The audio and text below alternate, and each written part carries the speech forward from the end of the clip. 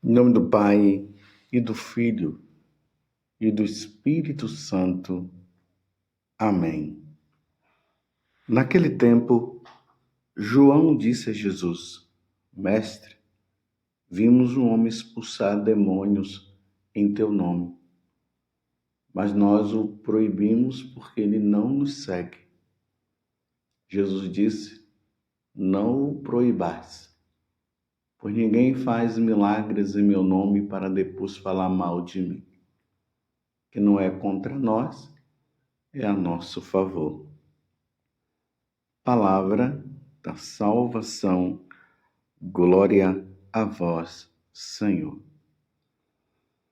Meus irmãos e minhas irmãs, estamos no Evangelho de São Marcos, capítulo 9, do versículo 38 a 40. Lembrando também que hoje nós celebramos a memória facultativa de Santa Rita de Cássia, tão conhecida no meio de nós, ela que rezou tanto pela conversão do esposo e obteve a conversão do esposo, e depois rezou pela conversão dos filhos, percebendo que os filhos poderiam se perder. Ela pediu a Jesus que, se fosse para eles se perderem, que ele os levasse logo. E realmente, instigado os dois filhos, porque o pai havia morrido assassinado. Santa Rita de Cássia não contou para os filhos dela o que havia acontecido, como ocorreu a morte do pai. Mas uma pessoa depois foi contar e exigia dos dois filhos a vingança. E Santa Rita de Cássia, sabendo disso, ela pediu a Jesus que, se fosse para os filhos vingarem a morte do pai, que ele os levasse. E os dois filhos foram acometidos de uma doença e acabaram morrendo. E aí Santa Rita viu que a vontade de Deus havia se realizado, e dessa forma os filhos, em vez de perderem a salvação, obtiveram a salvação.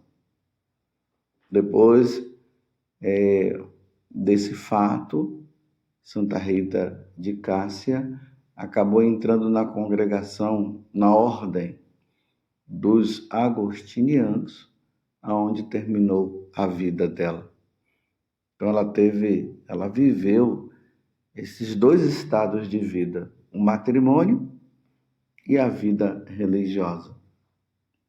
Rezemos então e peçamos a Santa Rita de Cássia que tenhamos também esse desejo no nosso coração de fidelidade, de santidade, esse desejo pelo céu, e rezarmos por todos aqueles que estão ao nosso redor e que ainda não conheceram o nosso Senhor Jesus Cristo.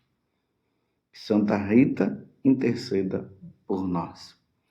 Mas voltando ao evangelho de hoje, um evangelho meio assim emblemático. João, que impede uma pessoa de fazer milagres porque não andava com eles, ou seja, não fazia parte do grupo dos apóstolos. João ainda não tinha o pleno conhecimento das coisas. Ele estava ainda aprendendo, Jesus estava ensinando os apóstolos, porque os apóstolos seriam justamente aqueles que iriam ficar no lugar dele. Lembremos que nesses dias, celebrando Pentecostes, Jesus havia dito justamente para eles que muitas coisas eles ainda não sabiam, mas quando o Espírito Santo viesse, iria revelar, mostrar, para que eles pudessem compreender melhor as coisas e assim poder ensinar. Então, João, ele toma essa atitude e Jesus o repreende, dizendo: não os proibais, pois ninguém faz milagres em meu nome para depois falar mal de mim. Então, não é porque eles não estavam, esse homem não fazia parte do grupo dos apóstolos, não significava que ele estaria fora também dos ensinamentos do Senhor. Era uma pessoa que não fazia parte do grupo dos apóstolos, mas ele era um seguidor de Jesus Cristo. Por isso que ele fez o milagre. E aqui tem uma coisa que é importante diante do que Jesus está dizendo: ninguém vai fazer milagres se não for por meio de nosso Senhor Jesus Cristo. Ninguém faz milagres se não for por meio de Jesus. Nós vemos aí muitos charlatões aí enganando, mentindo, contratando pessoas para que as pessoas possam chegar lá e dizer que houve milagres e depois ela ganha uma certa quantia de dinheiro. Mas na Igreja Católica, graças a Deus, isso não acontece. Quantos milagres na Igreja Católica? Milagre da Eucaristia. O milagre que aconteceu lá em Guadalupe, com aquela pintura que apareceu naquela veste que chama tilma de Juan Diego, que aquela pintura, os cientistas estudando perceberam que no mundo, no reino mineral, vegetal, não se tem essa pintura que apareceu naquela tilma, naquela roupa daquele de Juan Diego. Apareceu ali Nossa Senhora de Guadalupe. O milagre da Eucaristia. Depois que o padre consagrou, realmente ali aconteceu do sangue, do vinho que já estava transubstanciado, mas que quando nós vemos vinho, mas naquele momento viu-se o próprio sangue de Jesus. Está lá o milagre de Lanciano, lá na Itália, corpo de Bernadette, incorrupto. Isso só acontece na Igreja Católica. Então é dentro da igreja. Mas é importante, meus irmãos, no dia de hoje, nós notarmos isso aqui, que Jesus, na sua autoridade divina, porque ele é Deus, a segunda pessoa da Santíssima Trindade, fala para João que ele não deveria ter feito aquilo. Porque quem não é contra nós é a nosso favor. É a autoridade de Jesus que ele usa para que João, que ainda não entendia muito bem as coisas, pudesse compreender. A Igreja Católica, e é muito importante que vocês entendam isso que eu vou falar agora, para que nós possamos não viver incorrendo em erros. Nós estamos dentro da Igreja Católica, mas vivemos através de erros. Cada um vai interpretando as coisas a partir da sua própria visão. E isso foi uma das grandes heresias que Martim Lutero trouxe. É só você chegar lá e interpretar a lei do jeito que você quiser, e a partir daquele momento, o próprio Deus vai falar no seu coração. E é por isso que tem muita gente que vive dizendo: Jesus falou no meu coração, Jesus falou no meu coração, e muitas vezes são coisas que vão contra o que nosso Senhor ensinou. e nós não podemos errar. É por isso que a Igreja Católica ela tem 3 colunas. E essas 3 colunas, elas são importantes para nós permanecermos na Igreja Católica, para nós não abandonarmos a Igreja Católica e para que nós não possamos incorrer em erros como Martim Lutero incorreu e aí levou muitas pessoas também a errar. E quais são essas colunas da igreja? Ou os pilares da igreja? São 3. A Sagrada Escritura, a Sagrada Tradição e o Sagrado Magistério. Esses 3 pilares ou essas 3 colunas, elas são importantes para que nós não caiamos em erros. É por isso que eu estou repetindo, para que isso fique no seu coração. Então, o que é, então, a Sagrada Escritura, esse primeiro pilar? Pode ser também eu estou falando assim, mas pode ser que não esteja na ordem, né? Mas não tem problema. Então, a Sagrada Escritura. A Sagrada Escritura nós já conhecemos, você conhece. A Bíblia. A Bíblia, que é formada por 72 livros. No Antigo Testamento são 46 e no Novo Testamento 26. E ali narra tudo aquilo que Deus revelou, preparando o povo para receber nosso Senhor Jesus Cristo. E aí nós temos no Antigo Testamento o livro do Gênesis, Êxodo, Levítico, os profetas, Isaías, Jeremias, Abacuque. Nós temos os Salmos, os Provérbios, o livro do Eclesiástico, o livro do Eclesiastes. E aí nós vamos para o Novo Testamento, nós temos os 4 evangelistas, Mateus, Marcos, Lucas e João, que narram a vida de nosso Senhor Jesus Cristo. Aí já temos também os Atos dos Apóstolos, escrito também por São Lucas. Claro, isso tudo por revelação divina, não foi uma coisa escrita assim da cabeça deles, foi por revelação divina.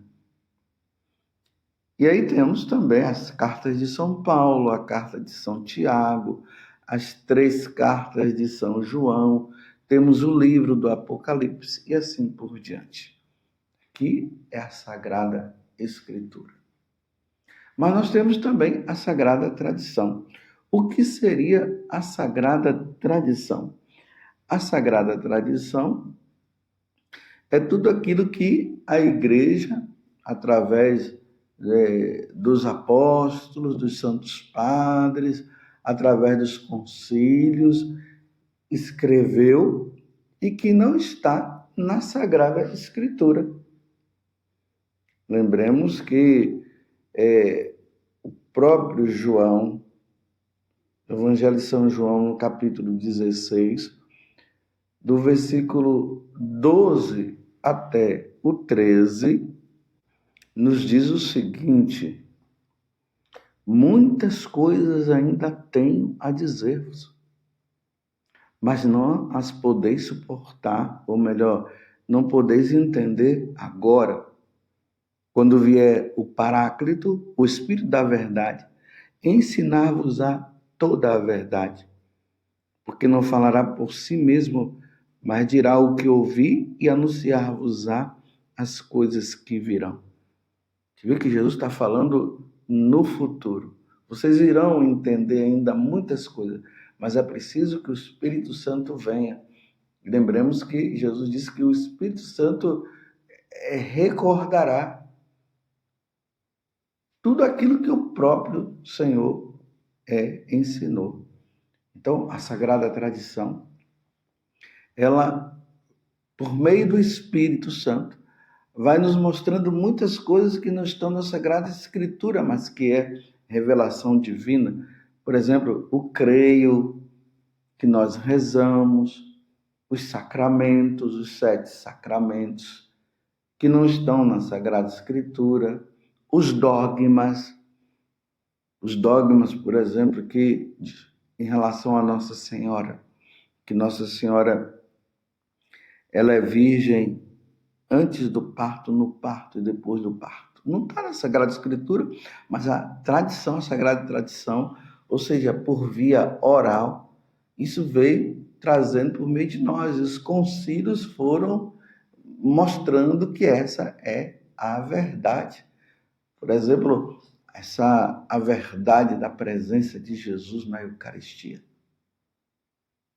Jesus está presente na transubstanciação, quando o sacerdote ali celebra a missa e fala aquelas palavras: isto é meu corpo, isto é meu sangue.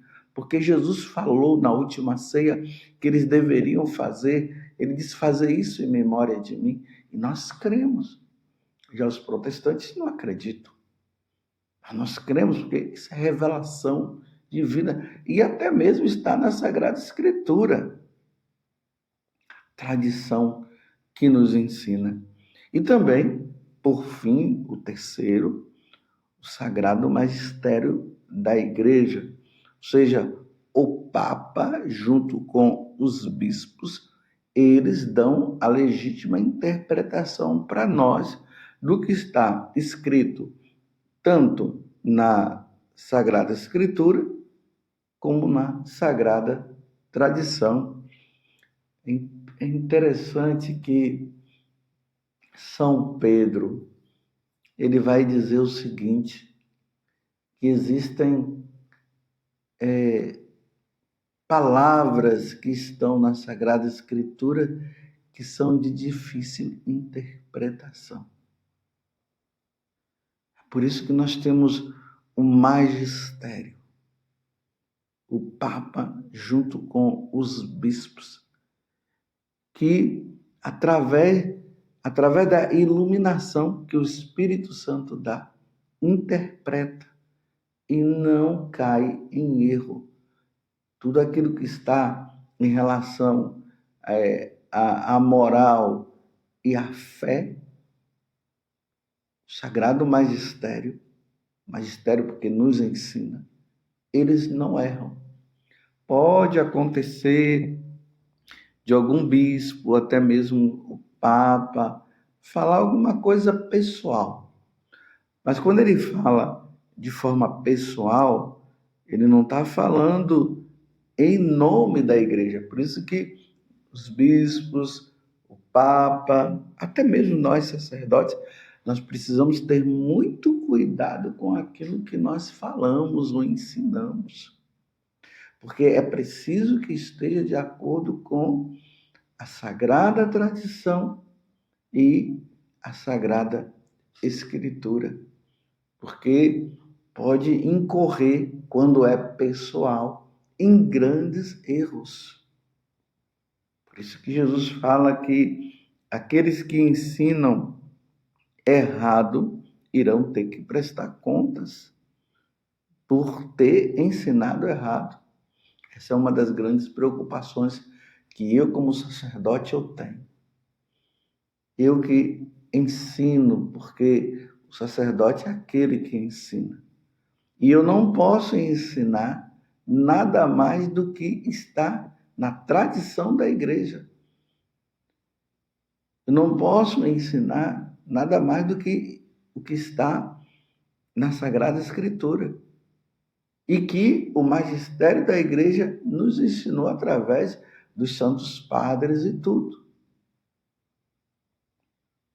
A preocupação que eu tenho, eu não posso ensinar errado. De maneira nenhuma. Por isso, o estudo é necessário. Hoje, principalmente nos tempos que nós estamos vivendo, quer nós sacerdotes, como também o povo de Deus, precisa ter ali o catecismo da igreja nas mãos. Catecismo da Igreja Católica, a Sagrada Escritura, os ensinamentos dos Santos Padres, para que nós não incorramos em erros. Então, João, ele estava ainda aprendendo, e Jesus faz a devida correção. E na Igreja Católica nós temos aí o magistério, que vai nos ensinar, vai nos mostrar o caminho que nós devemos seguir para que nós não erramos. Que Deus nos ajude e nos ilumine nos tempos de hoje e que nós estejamos alicerçados na fé católica. E essa fé católica baseada nesses 3 pilares: a Sagrada Tradição, a Sagrada Escritura e o Sagrado Magistério. Louvado seja nosso Senhor Jesus Cristo, para sempre seja louvado, e a sua mãe, Maria Santíssima, e desça sobre você a bênção de Deus Todo-Poderoso, Pai, Filho e Espírito Santo. Amém.